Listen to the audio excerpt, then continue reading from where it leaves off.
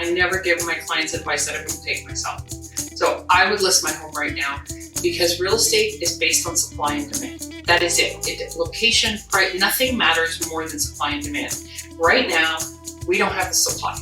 We don't have the supply. And if you were ever going to get top dollar for your house, you would get it right now. Barrie especially, this market is very pocket driven and very market dependent, which is why I truly believe we need a professional that is full-time, understands this market, and is in it.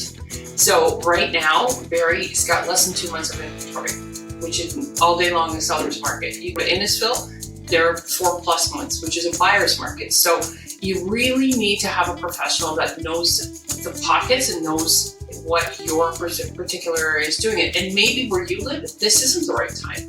But how do you know that unless you get somebody to come in and actually give you the data?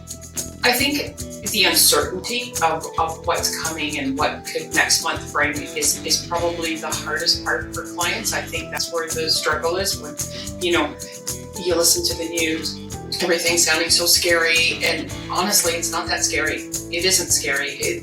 What to me scary is having a home and not being able to sell it and needing to sell it. But in this market, if you have a home and you need to sell it, we can sell it.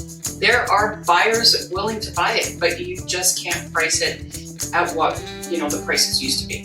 You have to price it in today's market and your home is sold. So like any other investment in the world, how liquid it is matters. And right now, if you need to sell your home, we can sell your home.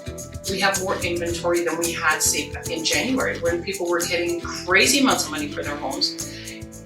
But then they were paying crazy amounts of money for the one they were purchasing.